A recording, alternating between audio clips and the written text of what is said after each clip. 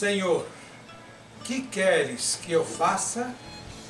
Saulo encontrava-se a caminho de Damasco, respirando ameaças e mortes contra os discípulos do Senhor.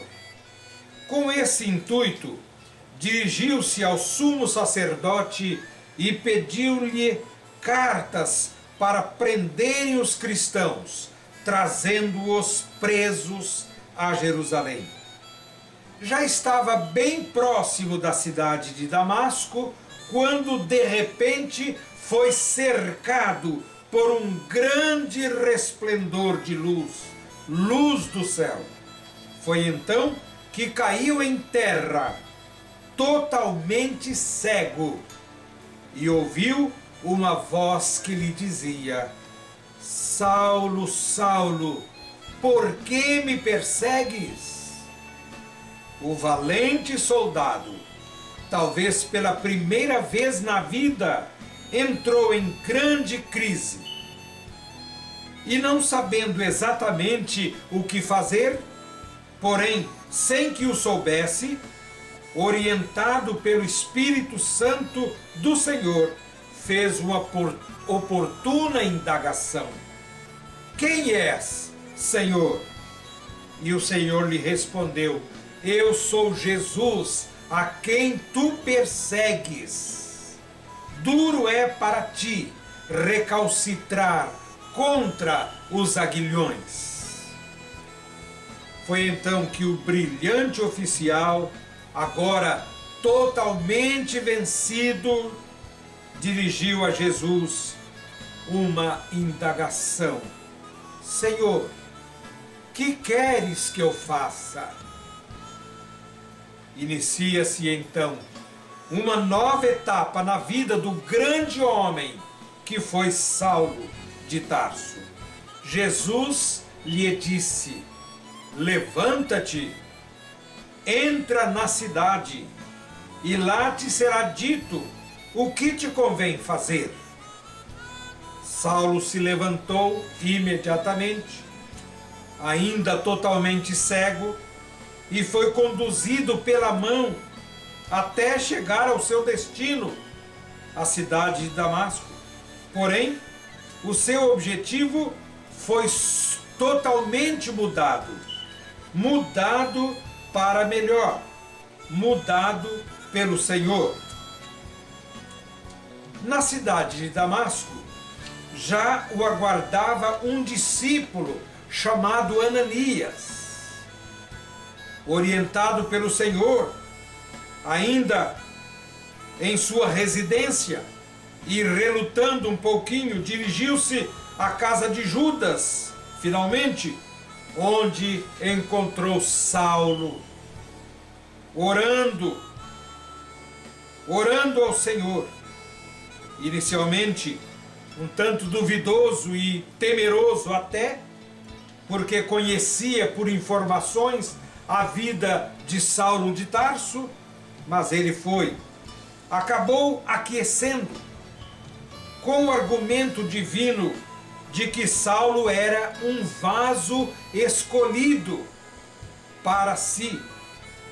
Diz a narrativa que Ananias entrou na casa e, impondo-lhe as mãos, disse para ele: Irmão Saulo, o Senhor Jesus, que te apareceu no caminho por onde vinhas, me enviou para que tornes a ver e sejas cheio do Espírito Santo. E assim, logo que caíram dos olhos as suas escamas que o cegavam, recuperou a vista, de que estava privado já por 3 dias. E levantando-se dali, foi imediatamente batizado. Alimentou-se, foi confortado e ficou alguns dias na companhia dos irmãos em Cristo, na cidade de Damasco. Viram vocês que a Santíssima Trindade trabalhou em favor de Saulo. Primeiro, porque ele já vinha sendo escolhido pelo Senhor como um vaso especial para ser o apóstolo aos gentios. Em segundo lugar, Deus trabalhou em favor de Saulo porque ele se colocou em disponibilidade para Jesus, quando lhe perguntou: Senhor, que queres que eu faça? Em terceiro lugar, Deus trabalhou em favor de Saulo porque tinha em mente fazer grandes coisas através de sua vida, pregando para a salvação de inúmeras almas durante as suas viagens missionárias ou nas suas prisões, e estabelecendo igrejas ao longo de todo o seu ministério em muitas cidades. Uma quarta razão foi que Paulo foi trabalhado nas mãos do Santo Espírito, porque estava a ele reservada uma grande oportunidade, um privilégio de destaque na formação do cânon do Novo Testamento, no qual Paulo aparece como autor de 13 cartas às igrejas e a pessoas de seu relacionamento. Hoje, nós somos herdeiros do apóstolo aos gentios. No capítulo 13 de Atos está a narrativa do início da obra missionária empreendida por ele em companhia de Barnabé. Por comissionamento da igreja de Antioquia e por determinação do Espírito Santo, a partir de quando ele passou a ser chamado Paulo, por ocasião do episódio em que Elimas, o mágico, foi liberto pela atuação de Paulo e do Espírito Santo. O que temos a aproveitar de toda essa referência a Paulo? A primeira coisa é que precisamos nos dispor nas mãos do Senhor, dizendo como ele disse: Senhor, que queres que eu faça? Outra coisa importante que precisamos guardar é que não importa quem tenhamos sido para sermos transformados e abençoados em nossa nova maneira de viver. Sobre isso, ele nos legou este ensinamento: o salário do pecado é a morte, mas o dom gratuito de Deus é a vida eterna por nosso Senhor Jesus Cristo.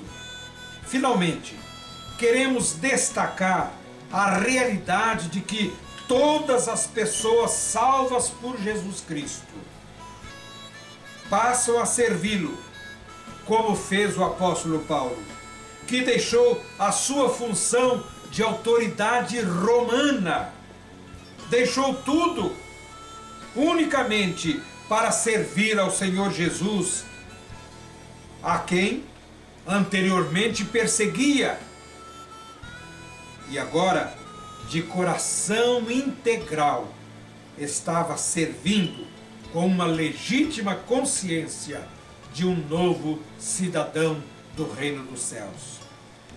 Pode acontecer que você não tenha passado por uma experiência de conversão assim tão marcante. Pode acontecer, como teve Saulo de Tarso. Mas é provável que você tenha passado por uma transformação mais suave, porém real, e da qual ninguém pode duvidar. Agora, o que você tem a fazer é dedicar a sua vida ao serviço de Jesus, trabalhando para que outros venham também a conhecê-lo. Entretanto, caso você ainda não possua a salvação de sua alma, peça ao Senhor, fazendo-lhe a mesma pergunta feita por Saulo: Senhor, que queres que eu faça? Deus o ajude e o abençoe, para que a sua vida esteja sintonizada com o Mestre amado. Amém.